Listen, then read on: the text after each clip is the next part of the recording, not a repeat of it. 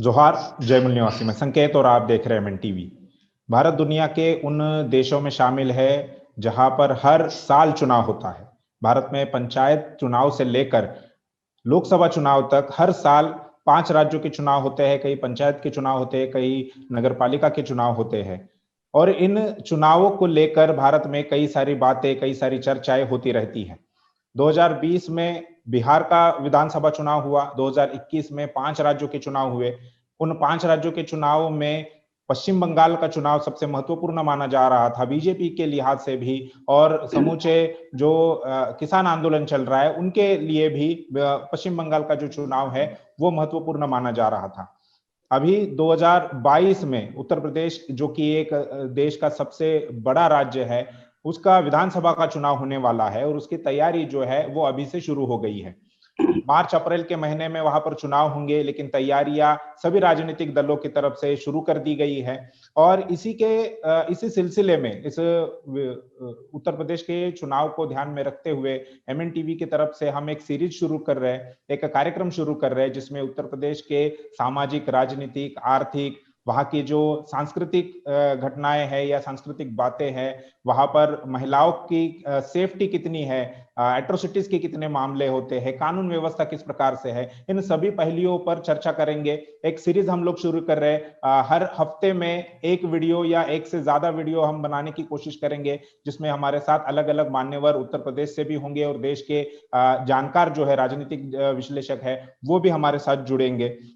फिलहाल अभी इस कार्यक्रम की शुरुआत हम कर रहे हैं। हमारे साथ वाम से भारत मुक्ति मोर्चा के राष्ट्रीय अध्यक्ष माननीय वामन मेश्राम साहब है, उनका मैं स्वागत करता हूं। इसके अलावा बहुजन मुक्ति पार्टी के प्रधान महासचिव मनोज कुमार पासी जी, वे भी हमारे साथ उत्तर प्रदेश से जुड़े हुए हैं, उनका भी स्वागत करता हूं। और एमएनटीवी के मुख्य संपादक माननीय कुमार काले सर, ये हमारे साथ जुड़े हैं, उनका मैं स्वागत करता हूं। सबसे पहले मैं मेश्राम साहब से जानना चाहूंगा कि जिस प्रकार से अभी 5 राज्यों के नतीजे आए हैं और बीजेपी को एक बड़ा झटका लगा है, अगर हम बात करें पश्चिम बंगाल की, तो वहां पर बीजेपी जितनी उनकी उम्मीदें थी, जितना वो सोच रहे थे या जितनी बयानबाजी हो रही थी कि इतनी सीटें हमें मिलेंगी, लेकिन उतनी सीटें उनको नहीं मिल पाई। असम की बात करें तो वहां पर भी पूर्ण बहुमत वाली सरकार उनकी नहीं बन पाई।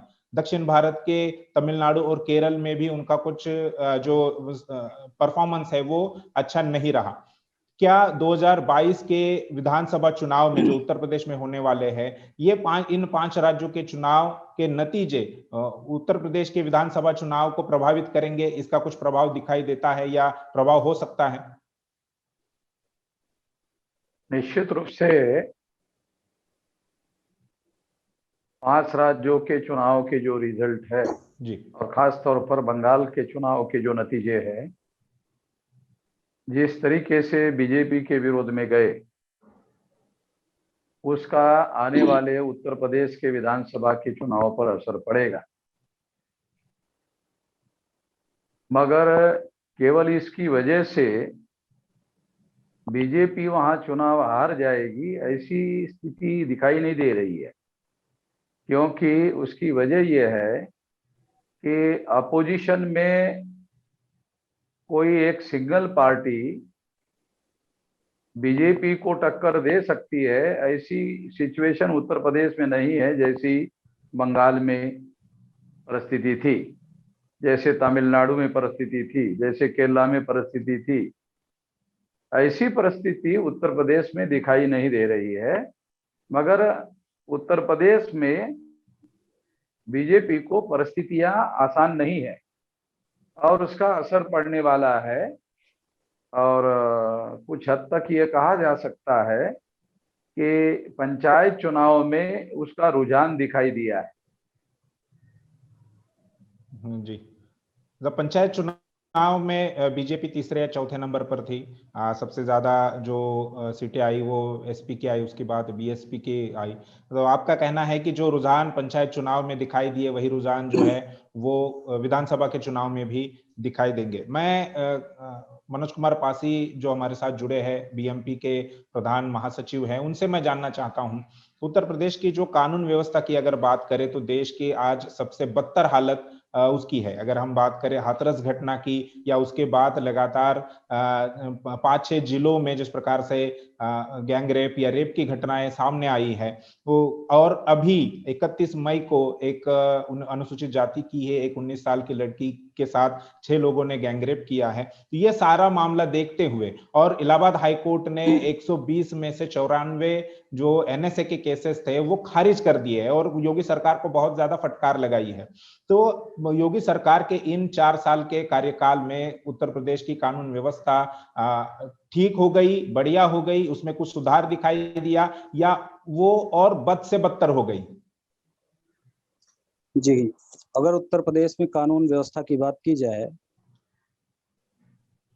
तो बहुत ही परिस्थितियां विषम है और रेप, गैंग रेप, हत्याएं, लूट ये सभी बढ़े हुए हैं और ये बहुत ज्यादा बढ़ने की वजह से हाई कोर्ट चिंतित है और हाई कोर्ट ने फटकार लगाया। और यहाँ तक हाई कोर्ट का बोलना कि उत्तर प्रदेश में जंगल राज हो गया है जी, इस तरीके की बात करना ये अपने आप में प्रूफ करता है कि उत्तर प्रदेश में आपराधिक पृष्ठभूमि कितनी बढ़ी हुई है, अपराध कितना बढ़ा हुआ है। तो तमाम जो घटनाएं हैं वो लगातार हो रही है। ऐसा सोचा जा रहा था कि हाई कोर्ट के निर्देश के बाद भी ये कम होगा। एक बार ये सुप्रीम कोर्ट ने भी कहा उत्तर प्रदेश सरकार के संदर्भ में। तो चाहे संभल के माननीय छोटेलाल दिवाकर जी प्रधान की हत्या हुई हो, खुलेआम बेखौफ राइफल लेके यहाँ की ब्राह्मणवादी मानसिकता के लोग अटैक कर रहे हैं और उनको ऐसा लग रहा है कि हमारे ऊपर कोई अंकुश नहीं लगा सकता है, हमारे ऊपर भारतीय जनता पार्टी का हाथ है और खुले छूट दिए गए हैं अपराध करने के लिए। उसके बाद अगर देखते हैं तो अर्जुन प्रसाद कोरी जी की हत्या हुई प्रधानपति सुल्तानपुर में और हाथरस में बलात्कार की घटना हुई और अभी इनकी मनसाएं इतना ज्यादा बढ़ चुकी है, मनोबल इतना बढ़ा हुआ है कि अभी एक अनुसूचित जाति की महिला प्रधान को उन्होंने चेयर पे उठने के बाद अभी शुद्धिकरण किया। अभी ये 6 की घटना है। तो ऐसी परिस्थितियां बहुत ज्यादा पूरे मूल निवासी बहुजन समाज के लिए जटिल होती जा रही है और आपराधिक पृष्ठभूमि बहुत ज्यादा बढ़ी हुई है। क्या आपको लगता है कि ये जो अभी वारदातें हुई है या ये जो घटनाएं अभी सामने आई है उसका असर बीजेपी उत्तर प्रदेश के विधानसभा चुनाव पर होगा या जो विपक्ष है वो इन मुद्दों को लेकर सरकार को घेरने का काम करेगा या ये एक बड़ा मुद्दा हो सकता है उत्तर प्रदेश की कानून और व्यवस्था का?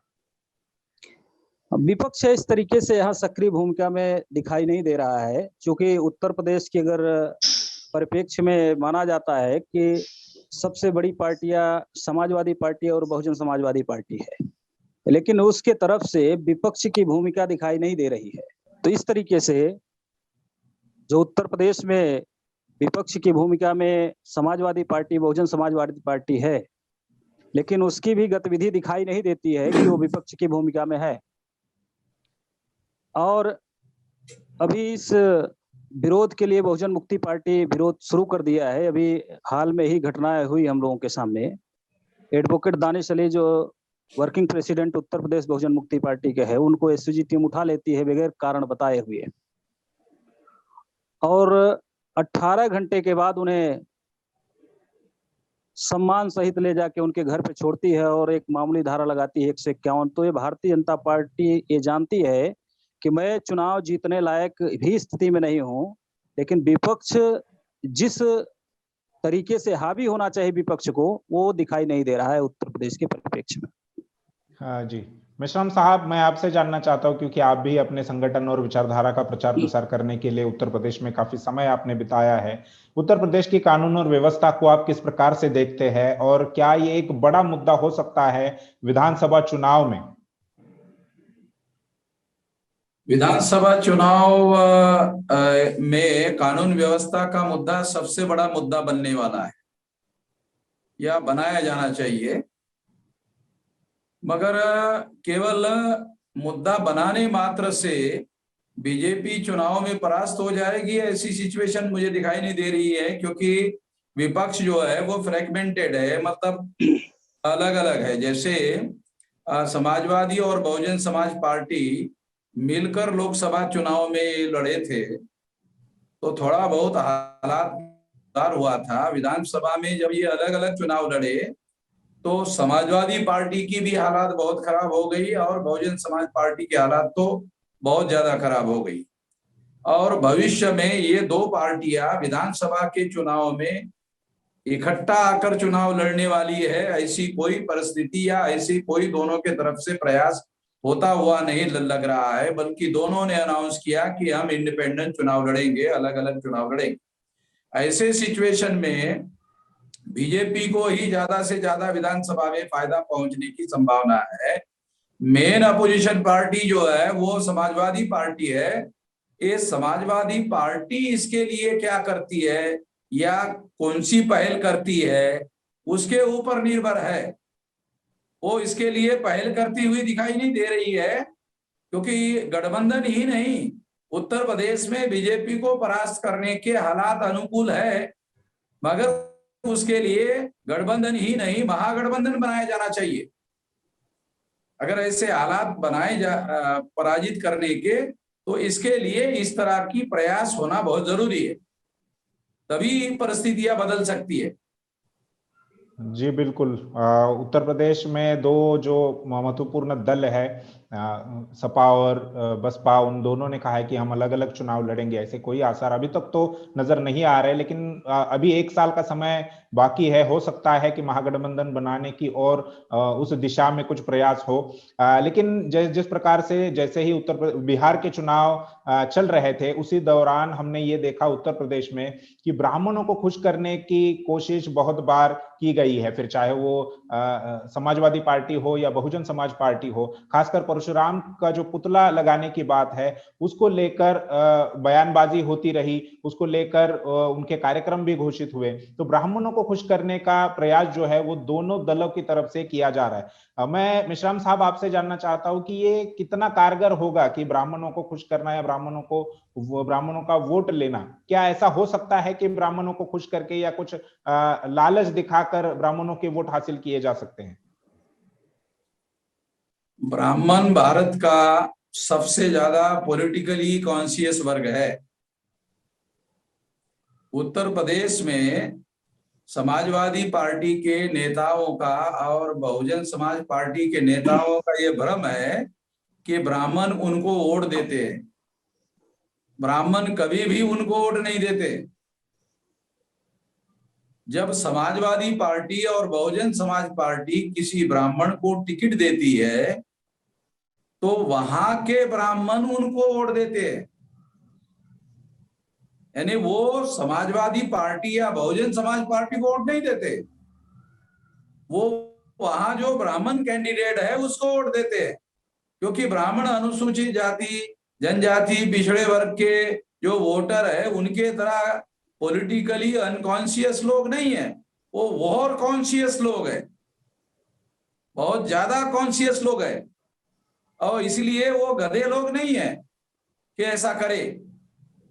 समाजवादी पार्टी को जी ब्राह्मण कभी वोट नहीं देता, बहुजन समाज पार्टी को ब्राह्मण कभी वोट नहीं देता। वो केवल उनके द्वारा, समाजवादी पार्टी के द्वारा, बहुजन समाज पार्टी के द्वारा जो ब्राह्मण को टिकट दिया जाता है केवल उनको वोट देते हैं। ये मिसअंडरस्टैंडिंग है समाजवादी पार्टी की और बहुजन समाज पार्टी की कि ब्राह्मण उनको वोट देते हैं, गलत बात है। लेकिन बहुजन समाज के ही कुछ, अगर नाम नहीं लिया जाए तो वरिष्ठ पत्रकार है, वो ये सुझाव देते हैं सोशल मीडिया पर कि इन दोनों पार्टियों ने ब्राह्मणों को खुश करने के लिए प्रयास करना चाहिए या उनको कुछ लालच देने चाहिए। उनका कहना है कि ब्राह्मणों के पास मीडिया की पावर है, प्रशासन में उनकी हिस्सेदारी बहुत बड़े पैमाने पर है। अगर ब्राह्मण को लालच दिया जाता है या ब्राह्मण को रिझाया जाता है तो वो सारी सत्ता जो है, वो पावर जो है, वो पार्टी के पीछे खड़ा कर देंगे।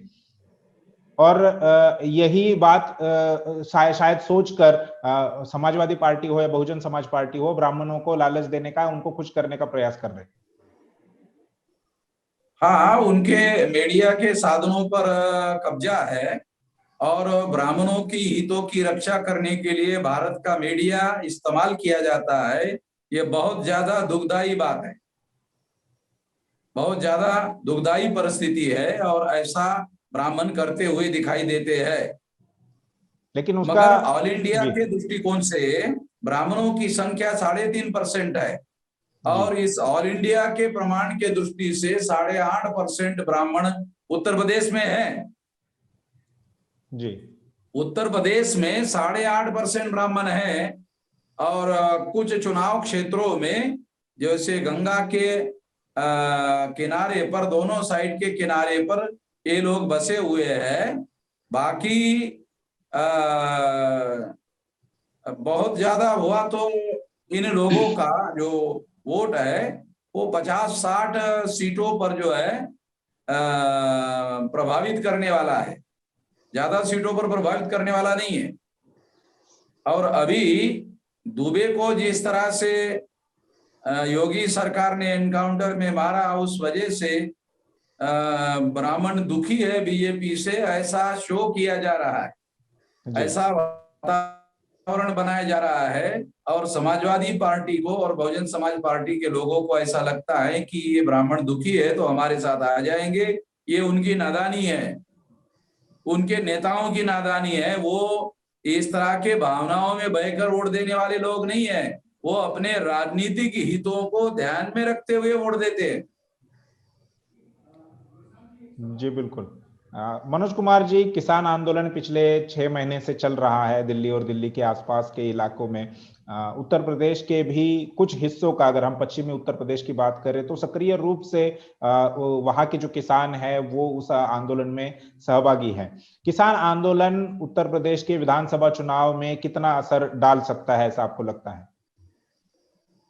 बीजेपी और आरएसएस के लोगों को ऐसा लगता है जी कि पश्चिमी उत्तर प्रदेश के जो जाट है, जिनके बीच में पहले धार्मिक ध्रुवीकरण के आधार पर, फसाद करवाने के आधार पर जाटों को उन्होंने अपने साथ जोड़ने में कामयाबी हासिल की थी, किसान के मुद्दे पर वो ऐसा सोचते हैं। बीजेपी भी सोचती है और आरएसएस के लोग भी, नेता भी ऐसे सोचते हैं कि जी पश्चिमी उत्तर प्रदेश में पिछले बार जाट समूह के लोगों ने जो उनको वोट दिया था, अब की बार वो देने वाले नहीं है क्योंकि ये ज्यादातर किसान लोग हैं।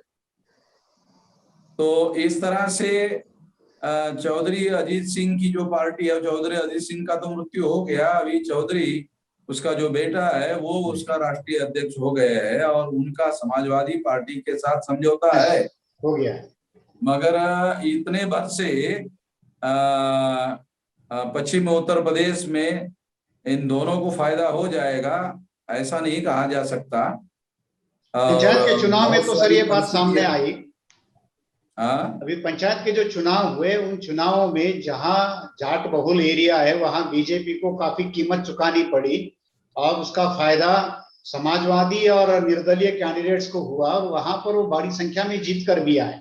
हाँ, किसान आंदोलन का निश्चित रूप से फायदा जो है इनको होगा, मगर जब विधानसभा के चुनाव होंगे उस समय बीजेपी और आरएसएस के लोग जो है वो हो सकता है कोई फिर धार्मिक ध्रुवीकरण का खेल 6 महीने में खड़ा करने की कोशिश करे, या दूसरा जाटों को ज्यादा संख्या में टिकट देकर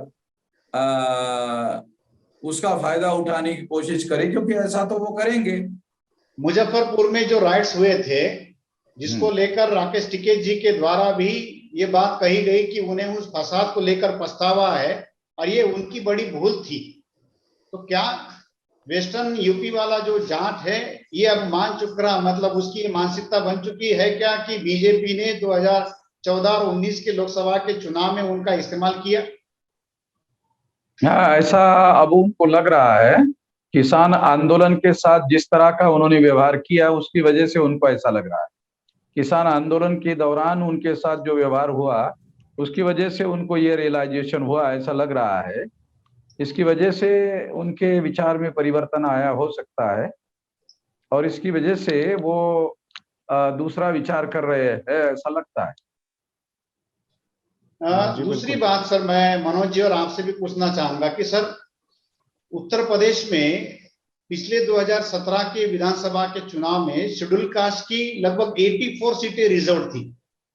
उसमें से लगभग 70 सीटों पर बीजेपी ने जीत हासिल की थी और बीएसपी को केवल 2 सीटों पर ही वहां पर सफलता मिली थी।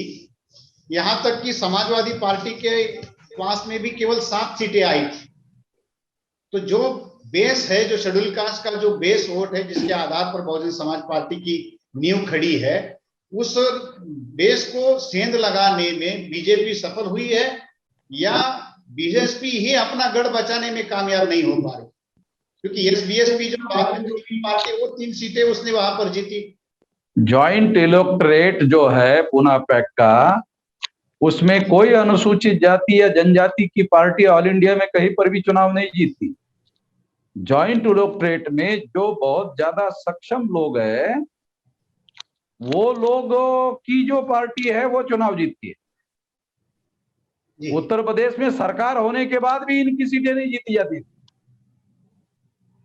क्योंकि इनका वोट परसेंटेज जो है उनको वहां पर मिलता तो था जी, उनको वोट परसेंटेज उनको मिलता तो था। अभी भी 20-22% वोट है उनका, वो वोट परसेंटेज तो मिलता था, मगर जो हाई कास्ट का वोट है जी, दूसरा माइनॉरिटी का वोट है, जैसे फॉर एग्जांपल माइनॉरिटी का वोट समाजवादी पार्टी की तरफ चला जाता है, हाई कास्ट का वोट बीजेपी की तरफ चला जाता है, और फिर अनरिजर्व सीट में ओबीसी के वोट है।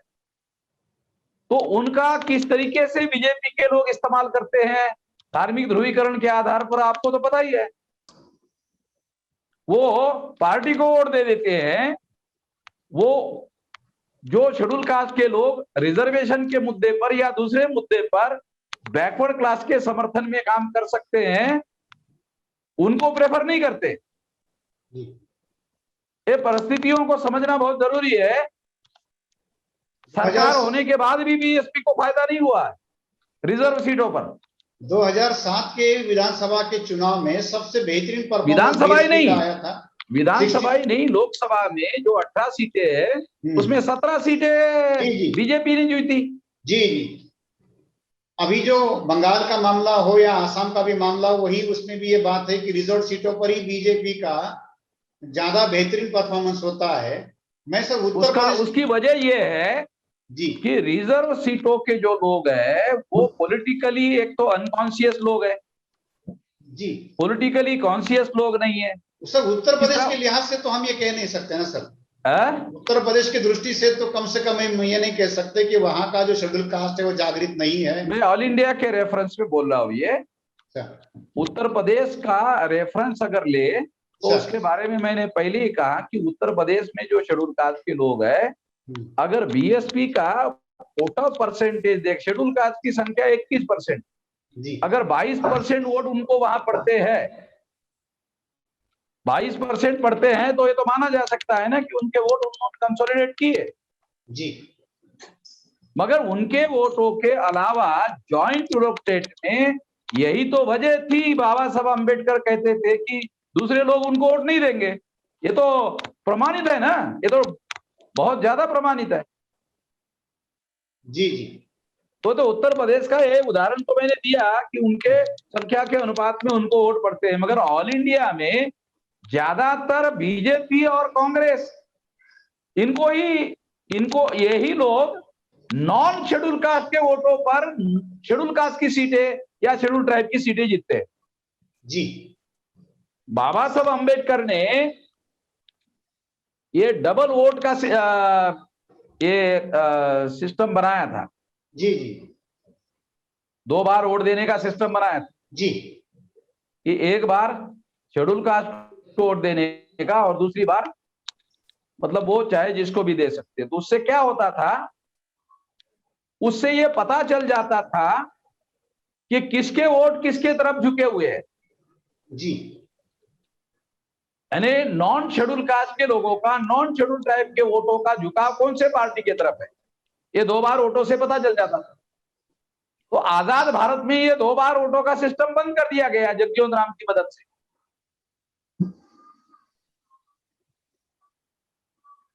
बाबा साहब अम्बेडकर के मृत्यु के बाद में ये मामला चेंज कर दिया गया। ये इसके बारीकियों का अध्ययन होना बहुत जरूरी है। अगर 2 बार वोट देने का मामला रहता तो शेड्यूल कास्ट, शेड्यूल ट्राइब के लोगों को उनको अपना वोट देने का अधिकार, तो उससे पता चलता उनको कि उनके वोट गए किसको। शेड्यूल कास्ट के अगर मान लो 51% वोट भी शेड्यूल कास्ट के और शेड्यूल ट्राइब के पार्टी को पड़ते तो वो कैंडिडेट जीता होना चाहिए ना जी। 51% अगर वोट पड़ते तो, मगर उनको तो 70% वोट पड़ने के बाद भी चुनाव जीतने थे। क्यों? क्योंकि नॉन शेड्यूल कास्ट के जो वोट वहां पर है वो वोट उनको पड़ते नहीं है। यही तो जॉइंट इलेक्टेड का बहुत बड़ा लॉस है, और इसकी वजह से ये जॉइंट इलेक्टेड ने तो कांग्रेस को और बीजेपी को भी मजबूत किया जी। अब आप देखो, गांधी, लोग बोलते हैं गांधी आरएसएस के समर्थन में नहीं थे, तो जॉइंट इलेक्टेड का आरएसएस को और बीजेपी को फायदा क्यों हो रहा है? गांधी ने जो सिस्टम बनाया जॉइंट इलेक्टेड का जी, उसका बेनिफिट कांग्रेस को कल तक होता था, अभी बीजेपी को होता है, तो गांधी का फायदा किसको हो रहा है? अब आंकड़े तो ये कहते हैं कि ये बीजेपी के फेवर में जा रहा है। बीजेपी के। इसका मतलब ये है कि गांधी ने जो सिस्टम डेवलप किया वो ऊंचे जाति के लिए फेवरेबल बनाया जी, ये तो, और उनको फायदा देता है। दे दो, रिजर्व सीट का फायदा कांग्रेस को होता रहा, रिजर्व सीट का फायदा बंगाल में और केरला में और त्रिपुरा में कम्युनिस्टों को होता रहा, जो ब्राह्मणों की पार्टी है, और बीजेपी जो ब्राह्मणों की पार्टी है उनको आप बोल रहे हैं कि उत्तर प्रदेश में इतनी सीटें चुनाव जीत कर आई, उनको फायदा हुआ, जबकि बीएसपी को उनके वोट जो है 22% मिलने के बाद, शेड्यूल कास्ट की संख्या 21% है, वोट उनको 22% पड़ रहे हैं। वोट परसेंट तो उनका अभी भी बरकरार है, टिका हुआ है, टिका हुआ है। इसका मतलब है दूसरे लोगों के वोट उनको पड़ नहीं रहे हैं। मनोज जी, ये जो उत्तर प्रदेश में जो रिजर्व सीटों पर बीजेपी लगातार अपना परफॉर्मेंस बढ़ाती जा रही है, तो उसका, जैसे अभी मान्यवर मिश्राम जी ने जो बातें कही, वही सवाल मैं आपसे पूछना चाहता हूं कि आखिर क्या बात है कि शेड्यूल कास्ट की कम से कम जो रिजर्व कॉन्स्टिट्यूंसीज है वहां पर जो शेड्यूल कास्ट का बेस वोट रखने वाली पार्टियां या जो फुले अम्बेडकराइट मूवमेंट पर काम करने वाले जो आंदोलन है वो सफल नहीं हो पा? जी, उत्तर प्रदेश में 21% शेड्यूल कास्ट है और 1.5% शेड्यूल ट्राइब है, ये 22.5% है। उसके बाद जो अदर बैकवर्ड क्लास है उस पे भारतीय जनता पार्टी ने सर्वाधिक काम किया, और जो शेड्यूल कास्ट के बेस पे पॉलिटिकल पार्टी बीएसपी खड़ी थी उसमें शेड्यूल कास्ट के कुछ वोटर्स यहाँ से भी पलायन कर चुके हैं, और जिस एरिया में बैकवर्ड और जनरल कास्ट के लोगों को वो वोट टिकट देते हैं वहां उनको वोट मिलता है।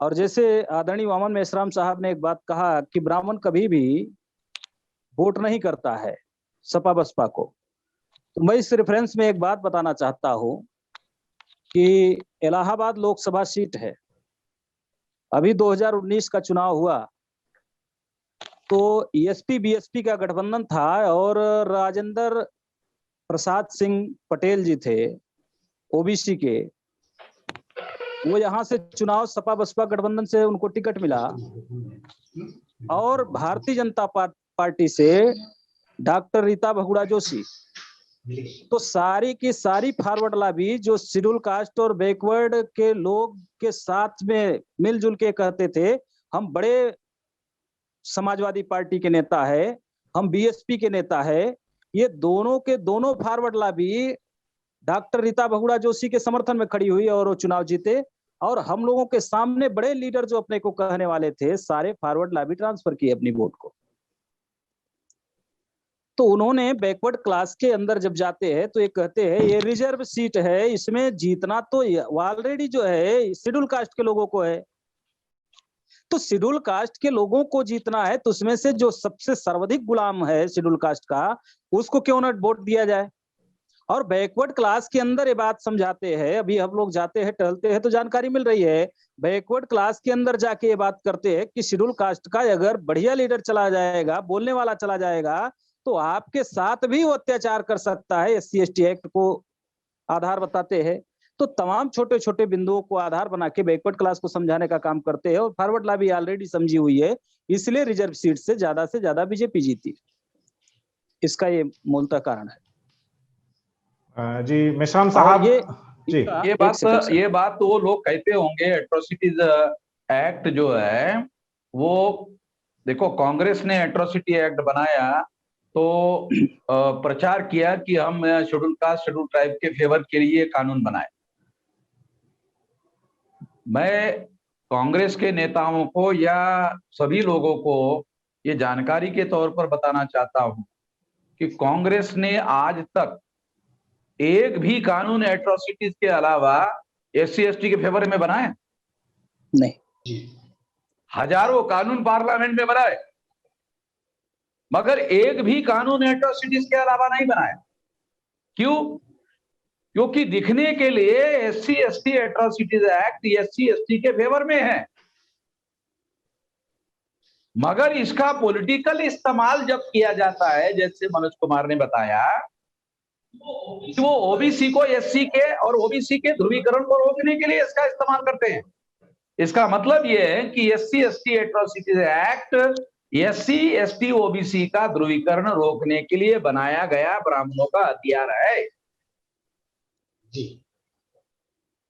OBC के अंदर जब धार्मिक ध्रुवीकरण का मुद्दा आता है तो वो हमेशा प्रभावी होता है।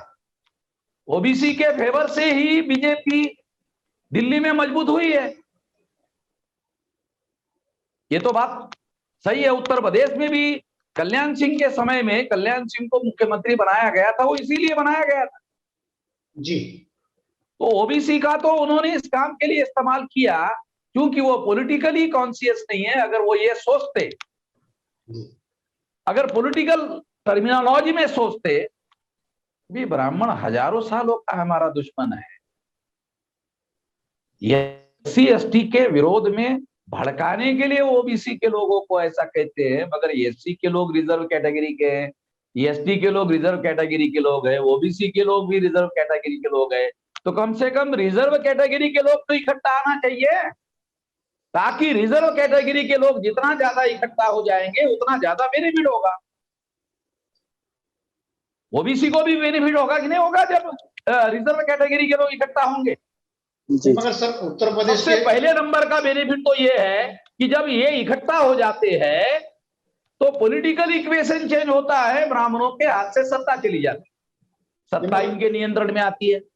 दूसरी महत्वपूर्ण बात मैं बताना चाहता हूं, ये जानना और ये समझना बहुत ज्यादा जरूरी है कि एट्रोसिटीज एक्ट होने के बावजूद भी एट्रोसिटी कम हो गई। उत्तर प्रदेश में तो लगातार बढ़ी रही है। ऑल इंडिया में एट्रोसिटीज बढ़ी हुई है जी। को एक महत्वपूर्ण बात मैं बताता हूं, क्योंकि कांग्रेस का जब राज रहा तो कांग्रेस के राज वाले जो लोग हैं वो ज्यादातर एट्रोसिटीज करने वाले लोगों को मुख्यमंत्री बनाते रहे। तो एट्रोसिटीज करने वाले लोगों को जब एट्रोसिटीज करने वाली जो जाति है उनका जब मुख्यमंत्री बनाया जाएगा तो गांव में मैसेज क्या जाएगा, अरे हमारा मुख्यमंत्री है, क्या कर लेगा पुलिस वाला है जी। तो पुलिस की मशीनरी जो है एट्रोसिटीज एक्ट में एट्रोसिटीज करने वाले के समर्थन में होती है। ये तो अब सर्वकालिक हो गई बात जी। मगर एट्रोसिटीज करने वाले लोगों को ही मुख्यमंत्री बनाया जाता है, कांग्रेस की तरफ से भी और बीजेपी की तरफ से। अभी रिजर्वेशन इन प्रमोशन का मामला ले लो, रिजर्वेशन इन प्रमोशन का मामला महाराष्ट्र का क्या हुआ, किसके समर्थन में हो गए? वो लोग जो मराठा रिजर्वेशन की मांगनी कर रहे हैं वो भी रिजर्वेशन इन प्रमोशन के विरोध में बयानबाजी करते हुए दिखाई दिए। मगर सर यही परिस्थिति तो अखिलेश यादव की और मुलायम सिंह की समाजवादी पार्टी की भी रही है। उन्होंने तो लोकसभा और राज्यसभा में भी रिजर्वेशन प्रमोशन का खुलकर विरोध किया था। जी जी। यहाँ उसकी वजह यही तो मैं कह रहा हूं उनके सांसद ने तो बिल तक मैं फाड़ा यही कह था। रहा हूं, मैं यही बताना चाहता हूं जी कि SC/ST के रिजर्वेशन इन प्रमोशन का OBC के जो नेता है समाजवादी के, या मुलायम सिंह यादव, अखिलेश यादव, इन्होंने विरोध किया था। तो ये अंडरस्टैंडिंग दिमाग में है कि ऐसा करने से ब्राह्मण, क्षत्रिय, वैश्य उनके पार्टी का समर्थन करें।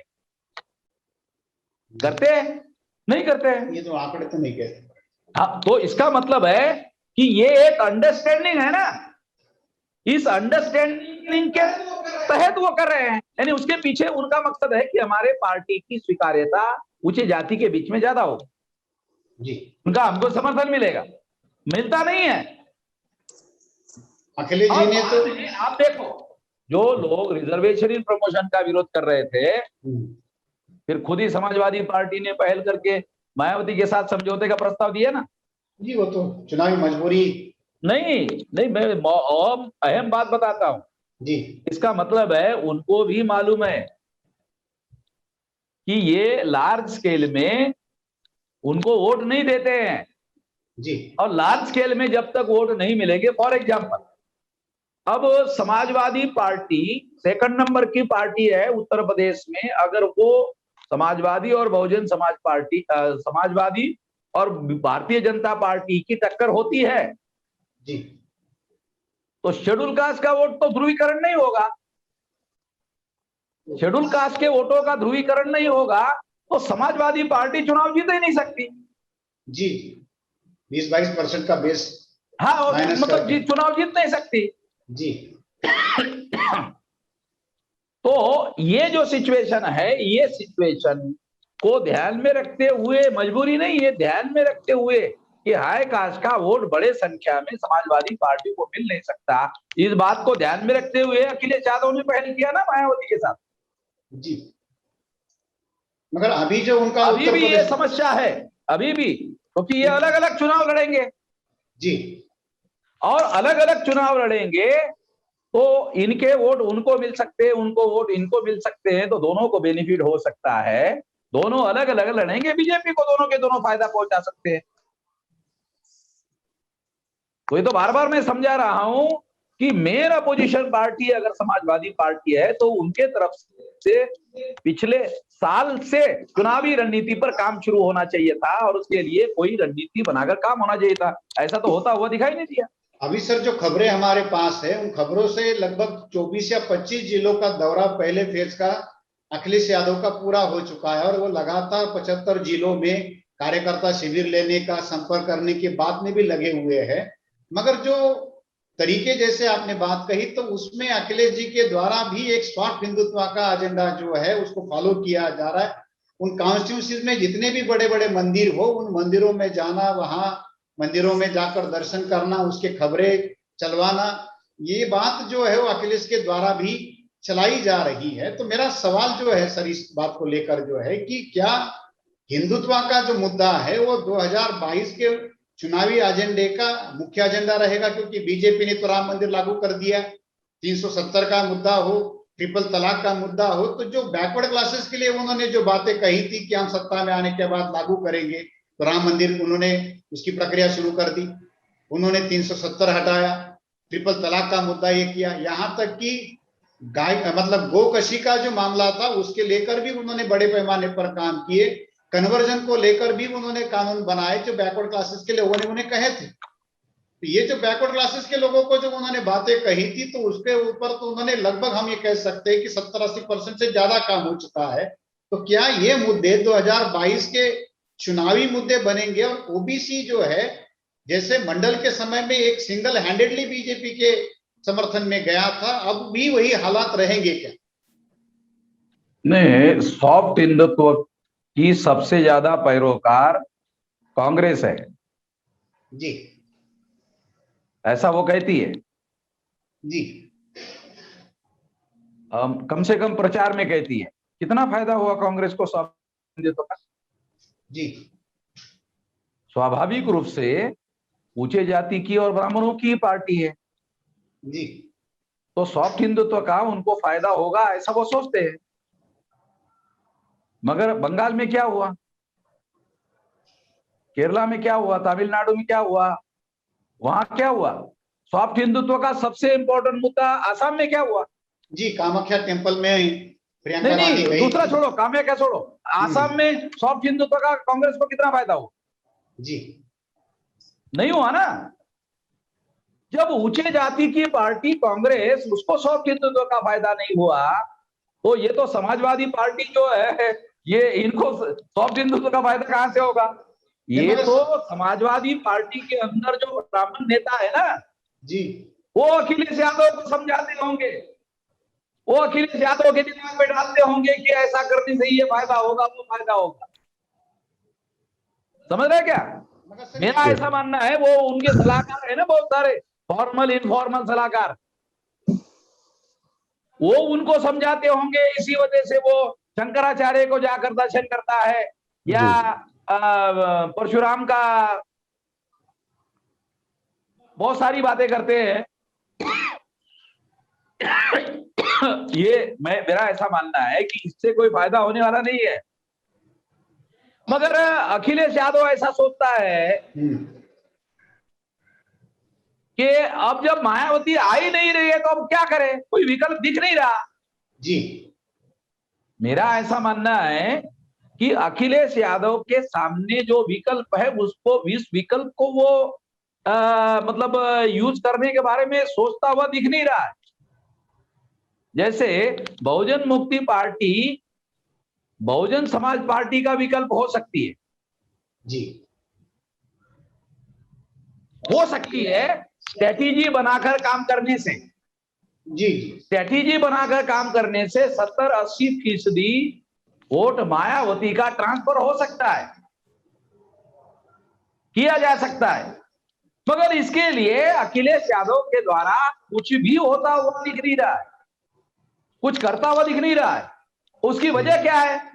क्योंकि ब्राह्मण जो उसके पार्टी में है, उन्होंने समझा दिया कि नहीं, ब्राह्मणों का चरण छूने से या परशुराम का मंदिर बनाने से या विष्णु मंदिर बनाने से ये हो जाएगा। ये तो होने वाला नहीं है जी।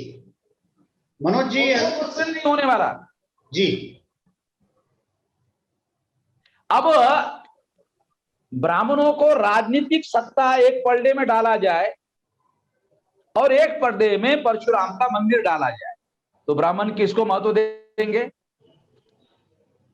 कुमार जी, राजनीतिक सत्ता, राजनीतिक सत्ता को देंगे, क्योंकि वो गधे लोग नहीं है।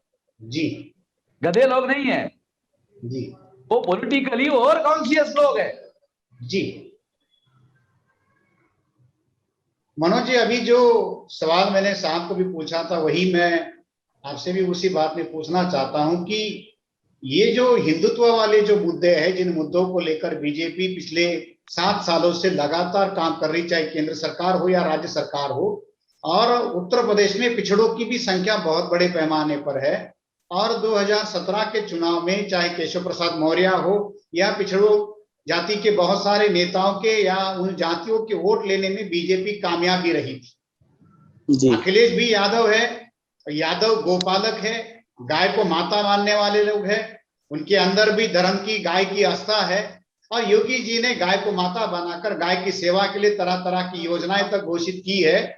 अब इस परिस्थिति में जो बैकवर्ड क्लासेस का जो वोट है, जो बहुत बड़े पैमाने पर मायने रखता है, वो कहां पर जाएगा? और जैसे अभी मिश्राम जी ने जो कहा कि बहन जी की तरफ से तो कोई पहल नहीं की जा रही, या अखिलेश की तरफ से भी अलायंस की कोई बात नहीं हो रही, और मिश्राम जी ये कहते हैं कि अभी बहुजन मुक्ति पार्टी एक विकल्प के तौर पर खड़ी हो सकती है। तो आप बहुजन मुक्ति पार्टी के एक बड़े कद्दावर नेता है, आप इन सारी बातों को, पिछड़ों के वोट को लेकर या ये जो विकल्प बनाने की जो बात है बीएसपी का, उसको किस तरीके से देखते हैं? क्योंकि अभी समय है चुनाव की तैयारी करने के लिए, 8-9 महीने आपके पास भी है।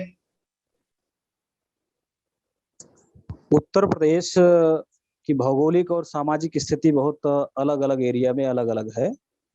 जी। तो जो पश्चिमी उत्तर प्रदेश के जो जाट और गुजर और सैनी शाक्य है जी, और जो बड़े लेवल पे किसान जाति है जी, वो खेती का काम करती है, तो अभी जो भारतीय जनता पार्टी के ही ये वोटर बन के रहे। तो अभी ये पूरे उत्तर प्रदेश में एक बात सामने आई है कि भारतीय जनता पार्टी जब अपने वोटरों का ये हश्र कर सकती है, 6-6 महीने आंदोलन के बाद लाठीचार्ज और तमाम मौतें हुई किसानों की, तो उसमें अंदर से वो जहन तक कोई बात पहुंच चुकी है, वो भारतीय जनता पार्टी के समर्थन में नहीं है। इसका रिजल्ट ये देखने को मिला कि जैसे ही बैलेट पेपर से चुनाव हुआ और जिला परिषद के जो चुनाव हुए, उसमें 18% ही भारतीय जनता पार्टी जीत के आई, बाकी समाजवादी पार्टी, बसपा, बहुजन मुक्ति पार्टी या निर्दलीय सबसे ज्यादा जीत कर आए। निर्दलीयों का आंकड़ा सबसे ज्यादा है, 1000 से ऊपर है। तो ये जीत के आए, तो इससे यह है कि भारतीय जनता पार्टी से लोग रुष्ट है और इसके लिए हम लोग प्लान बना रहे हैं कि उनको कैसे जोड़ा जाए। अब पूर्वांचल की बात अगर करते हैं तो यहाँ कुशवाहा और मौर्य और राजभरों की संख्या बहुत ज्यादा है। अभी बीएसपी से एक कद्दावर नेता निकाले गए, माननीय रामचल राजभर जी बीएसपी से निकाले गए, क्योंकि लंबे समय से उत्तर प्रदेश में प्रदेश अध्यक्ष रहे।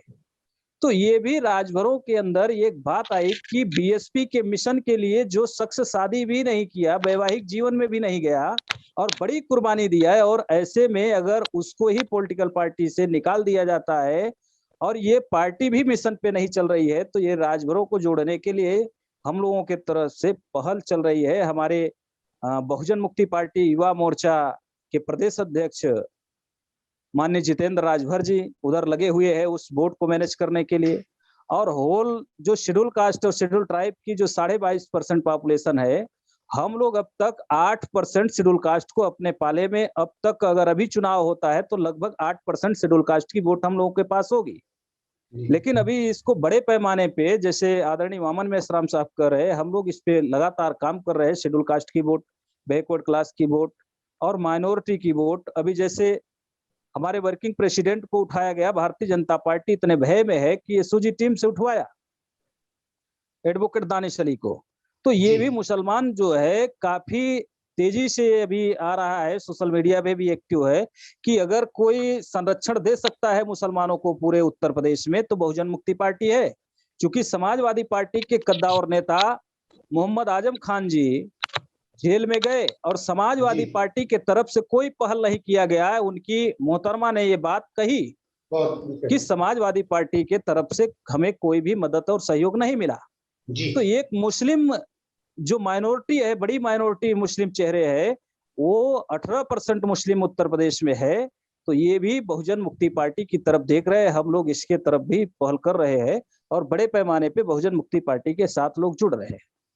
इसमें हम इस काम में हम लोग लगे हुए हैं। मेश्राम जी, अभी जैसे मनोज जी के द्वारा मुस्लिम रिप्रेजेंटेशन की भी बात आई, तो उसी को लेकर मैं एक सवाल पूछना चाहूंगा कि उत्तर प्रदेश में 2017 की विधानसभा के चुनाव में सबसे कम एमएलए चुने गए। 403 सीटों की ये विधानसभा है, उसमें केवल 24 ही मुस्लिम कैंडिडेट चुनकर आए। जो आबादी लगभग उनकी वहां पर हम लोग देखें तो ये बड़े पैमाने पर 20% के करीब का जो वोट परसेंट मुस्लिमों का उनकी बड़ी आबादी है। 4 करोड़ के करीब की आबादी रखने वाला मुस्लिम समाज वहां पर है, उनकी संख्या उतनी बड़ी, और केवल 24 ही एमएलए उनकर चुनकर आए। 6% के करीब का ये आंकड़ा है। अगर पीछे हम जाकर देखें तो जब मंडल मतलब राम मंदिर का आंदोलन चरम सीमा पर था तो 91 के चुनाव में 5% से नीचे मुस्लिमों की सीटें आई थी, 21 सीटें थी उस समय। और ये 30 साल के बाद ये दूसरा नजारा देखने को मिला कि 24 सीटें हैं। तो क्या ये जो मुस्लिमों का जो रिप्रेजेंटेशन जो है ये प्लान बनाकर घटाया गया? क्योंकि बीजेपी ने एक टिकट भी नहीं दिया था। सबसे ज्यादा सीटें समाजवादी पार्टी की तरफ से चुनकर आई। यहाँ तक कि जो अखिलेश जो मुस्लिमों की पार्टी मानी जाती है, समाजवादी पार्टी जो मुस्लिमों की बेस वोट मानी जाती है, उसमें भी ये जो सेंध वो लगाने में कामयाब हुए हैं। तो ये मुस्लिम जो बड़ी संख्या है, इसका क्या मतलब चुनाव में भूमिका क्या रहेगी? क्या बीजेपी तो खुलकर उसकी विरोध में है, तो ये मुस्लिम वोट जाएगा? अगर 403 सीटों में 24 सीटें है तो ये 5 या 5.5% पड़ता है जी।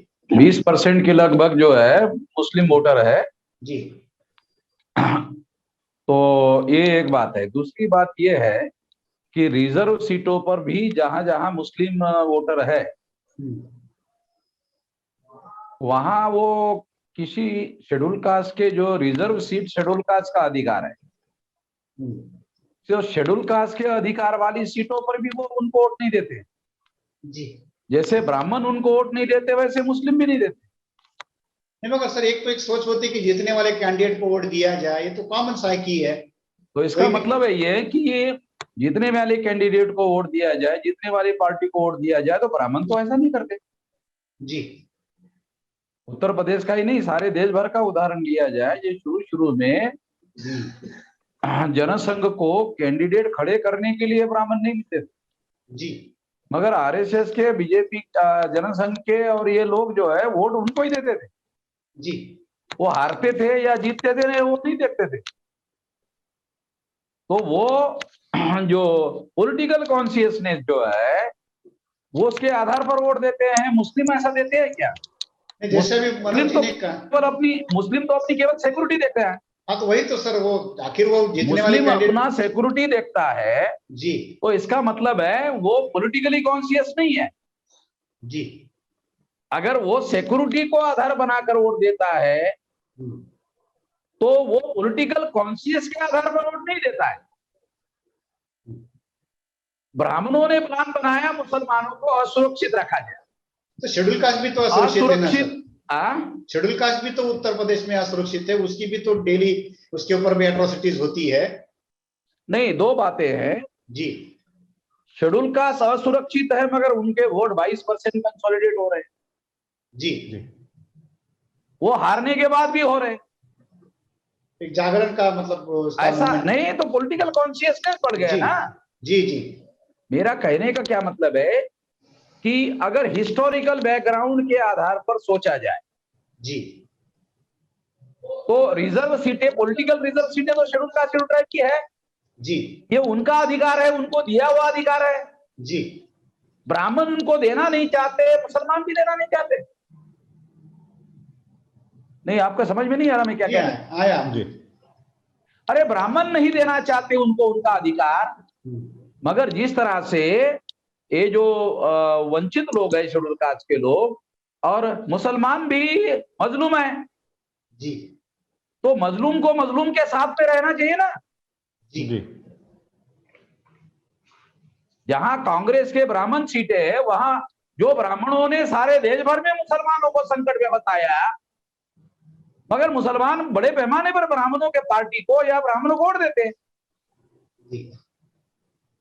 कांग्रेस को तो वोट देते रहे ना। अभी बंगाल में क्या हुआ? बंगाल में किस पार्टी को वोट दिया उन्होंने? पार्टी भी ब्राह्मणों की और कैंडिडेट भी ब्राह्मणों के वोट दिया कि नहीं दिया? जी। तो ये सिक्योरिटी के लिए वोट दिया उन्होंने, अपने राजनीतिक भविष्य के लिए या जागृति के लिए या किसी मकसद के लिए वोट नहीं दिया। जी। तो ब्राह्मण योजना बनाकर उसको इनसिक्योर बनाते हैं।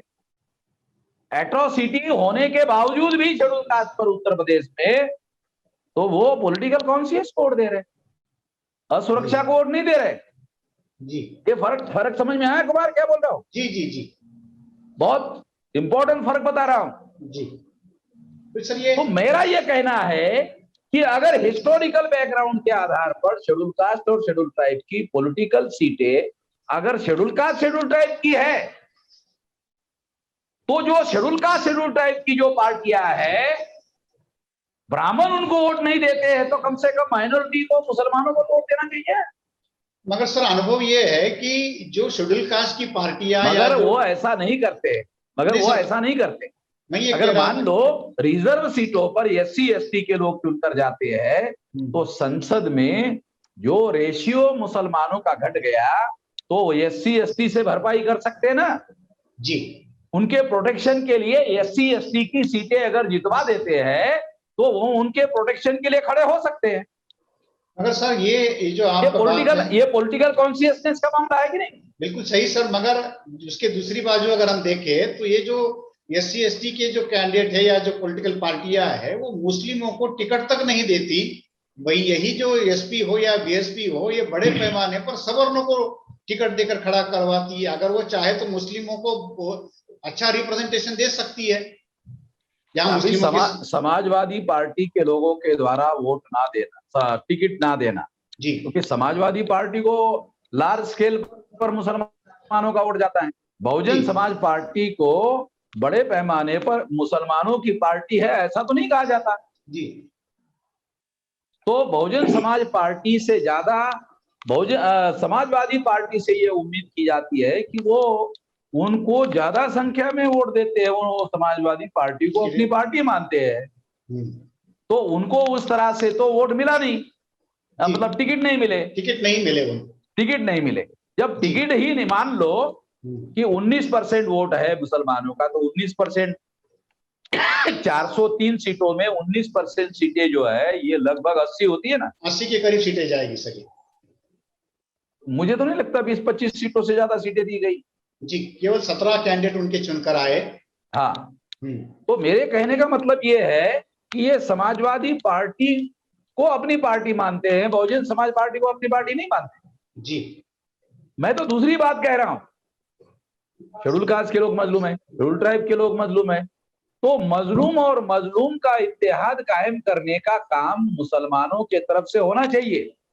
जी मुसलमानों की तो कोई रिजर्व सीटें नहीं है, जी जी इसलिए उनको उनकी संख्या के अनुपात में टिकट देना बंधनकारक नहीं है। जी। अगर शेड्यूल कास्ट शेड्यूल ट्राइब की सीटें संख्या के अनुपात में 15% और 7.5 22% है, तो 22.5% वोटों के साथ यदि माइनॉरिटी के 15% लोग जुट जाते हैं तो सारे देश भर में परिस्थितियां बदलेगी कि नहीं बदलेगी? जी पॉलिटिकल सिचुएशन में बदलाव होगा। जी जी। और मैं ऐसा मानता हूं, नौकरियों का जो शेड्यूल कास्ट का रिजर्वेशन है, शेड्यूल ट्राइब का रिजर्वेशन है, शेड्यूल ट्राइब ओबीसी का रिजर्वेशन है, ये तो एससी एसटी का ओबीसी का है ना जी। दूसरे लोग ले सकते हैं क्या? नहीं।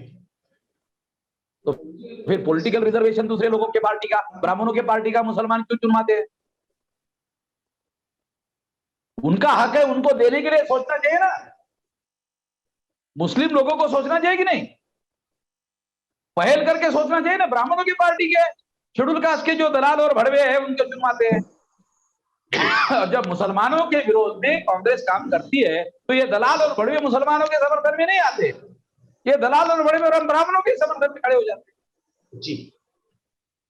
ये फर्क समझ में आ रहा है कुमार, क्या बोल रहा हूं? जी। तो सर आप अभी जो एससी एसटी की जो इंडिपेंडेंट पार्टियां है, अरे वो तो मुसलमानों के समर्थन में खड़ी हो सकती है। जी, होना भी चाहिए उनको, क्योंकि मजलूम है। जी जी।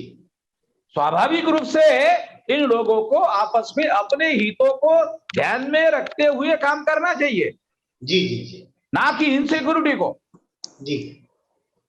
अभी सर उत्तर प्रदेश के चुनाव के 4 बड़े चेहरे, मुसलमानों के अंदर या तो धार्मिक संगठन है, जी, या तो धार्मिक संगठन है, राजनीतिक संगठन है नहीं। जी देखो माइक्रो एनालिसिस बता रहा हूं, जी, मुसलमानों के अंदर धार्मिक संगठन है, राजनीतिक संगठन है नहीं, और वो राजनीतिक संगठन के तौर पर राष्ट्रीय स्तर पर कांग्रेस को ही अपना मानते हैं, पहला जी। मुद्दा। दूसरा मुद्दा, राज्य स्तर पर जो बीजेपी का विरोध करती है उसको अपनी पार्टी मानते हैं, राष्ट्रीय स्तर पर कांग्रेस को, राज्य स्तर पर जो पार्टी रीजनल लेवल की बीजेपी का विरोध करती है उसका समर्थन। हो गया 2। तीसरा, जी, लोकसभा या विधानसभा लेवल पर जो कैंडिडेट बीजेपी के विरोध में सक्षम है उसको वोट देती है। मुसलमानों का कहा है भाई, या मुसलमानों की रणनीति कहा है? ये तो सारी उन लोगों की रणनीति है, इसमें मुस्लिम लोगों का क्या है? मुसलमानों ने तो कुछ भी नहीं किया, तो दूसरे जो ताकतवर है, सक्षम है, उनको टिकट, उनको वोट दे रहे। जी। वो क्या करने वाला है चुनाव के बाद में ये नहीं देख रहे। वो डर जो है वो डर के करने वाला है कि नहीं करने वाला, ये देख रहे हैं क्या मुस्लिम? जी। सर आपने उत्तर प्रदेश में इतना सारा समय लगाया, आप लगातार उत्तर प्रदेश को ध्यान में रखते हुए भी बता रहा हूं, तो क्या वहां ऐसी कोई मुस्लिम, अभी समाजवादी पार्टी मुसलमानों की पार्टी के तौर पर उसको पसंद किया जाता है जी, मगर आजम खान के साथ जो व्यवहार हुआ जी, वो तो समाजवादी पार्टी का संस्थापक सदस्य है। जी जी जब मुलायम सिंह यादव ने समाजवादी पार्टी बनाई तो दूसरे नंबर का आदमी आजम खान था, आजम खान साहब। तो उसके साथ ये व्यवहार हुआ। जी जब उसके साथ ये व्यवहार हुआ तो फिर भी मुस्लिम लोग तो उनको ही देते हैं कि नहीं साथ। जी उसके बावजूद भी समाजवादी पार्टी की तरफ से उनको जितने वोट होने चाहिए, टिकट होनी चाहिए, वो तो मिलते नहीं है। दूसरी पार्टियां तो मुसलमानों की पार्टियां है नहीं, जी तो बीजेपी वाली टिकट देंगे नहीं। कांग्रेस वाले ऊंचे जाति के लोग नाराज हो गए, इसलिए टिकट नहीं दे रहे। मैं मनोज कुमार जी से सवाल पूछना चाहूंगा कि अभी जैसे बीजेपी खुलकर मुसलमानों की विरोध में भूमिका लेकर बयानबाजी कर रही है और वो कोई छुपा हुआ एजेंडा लेकर नहीं आ रहे, एक भी टिकट उन्होंने मुसलमानों को नहीं दिया। अखिलेश मुसलमानों के वोट चाहते मगर मुसलमानों के नेता नहीं चाहते, उनको टिकट देना नहीं चाहते। बहन जी भी मुसलमानों के साथ में कोई मेल मिलाप करके मुस्लिमों को कोई राजनीतिक मंच उपलब्ध कराना नहीं चाहती। तो इन परिस्थितियों में बहुजन मुक्ति पार्टी के लिए एक बड़ा सा वैक्यूम खाली है और वो बड़े पैमाने पर मुस्लिमों के अंदर पहल करके ये जो सारा वैक्यूम अलग अलग पार्टियों की तरफ से हो रहा है उसको फुलफिल करने का काम कर सकती है। तो क्या ऐसी कोई रणनीति, ऐसी कोई योजना बहुजन मुक्ति पार्टी की तरफ से बनाई जा रही है कि मुसलमान रिप्रेजेंट करने के लिए आए, या वो आपकी तरफ से कोई पहल इसके लिए हो रही है?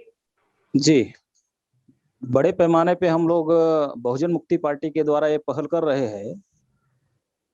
अब मुस्लिम चेहरे के रूप में बीएसपी के पास भी कोई बड़ा चेहरा नहीं है जी, और एसपी के पास भी जो बड़ा चेहरा जनाब आजम खान जी थे, जी अभी उनकी मैडम के द्वारा जो स्टेटमेंट के बाद जो है मुस्लिम उनको बड़ा चेहरा मानने के लिए तैयार नहीं है। और ऐसी परिस्थिति में एडवोकेट दानिश अली जी जो बहुजन मुक्ति पार्टी के कार्यकारी प्रदेश अध्यक्ष है, ये हमारे पास बड़ा चेहरा है। आज के तारीख में उत्तर प्रदेश के सबसे मजबूत और सशक्त बड़ा चेहरा है जी और हम लोग मुसलमानों के साथ धोखेबाजी करना नहीं चाहते, हम उनको सिर्फ वोटर के तौर पे रखना नहीं चाहते हैं।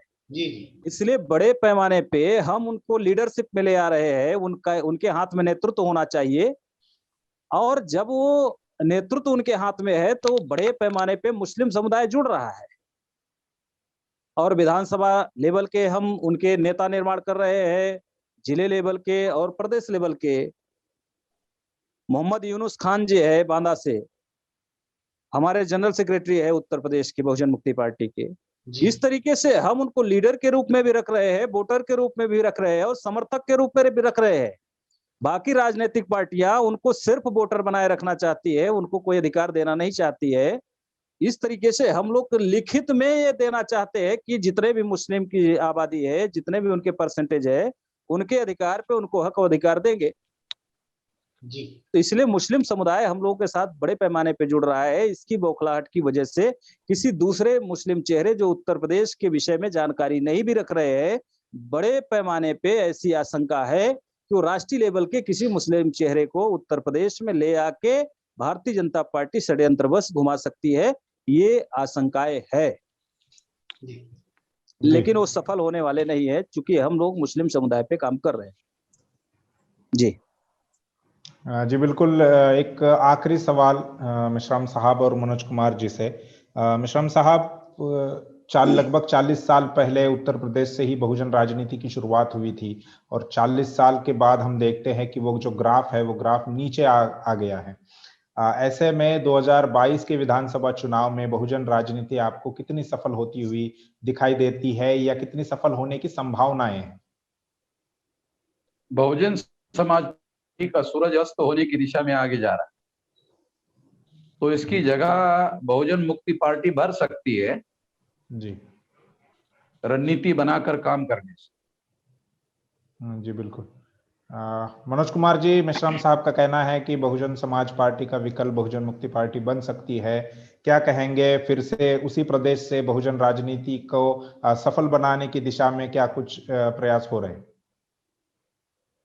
अभी बड़े पैमाने पे संगठनात्मक स्ट्रक्चर हम लोग खड़ा कर रहे हैं और किसी भी केस को लेके बहुजन समाज पे जो अत्याचार हो रहे हैं हम लोग उसके लिए एक्शन प्लान बनाए हुए हैं। हर जगह हम लोग विपक्ष की भूमिका बना के काम करने के लिए तैयार है और इस तरीके से बीएसपी बोलने की स्थिति में नहीं है। विपक्ष की भूमिका उसकी खत्म हो चुकी है, कहीं दिखाई नहीं दे रहे उनके वर्कर। और बहुजन समाज पार्टी के अंदर जो आपसी टसन है, उस टसन की वजह से भी जो बहुजन समाज के अंदर जो निराशा है, खास तौर पे शेड्यूल कास्ट शेड्यूल ट्राइब के अंदर जो निराशा है, वो बहुजन समाज पार्टी से निराश है।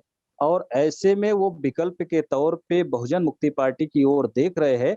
हम लोगों को, जैसे आदरणीय वामन मेश्राम साहब ने कहा कि बहुजन मुक्ति पार्टी के लोगों को ज्यादा काम करने की जरूरत है, ज्यादा अपने आप को स्थापित करने की जरूरत है।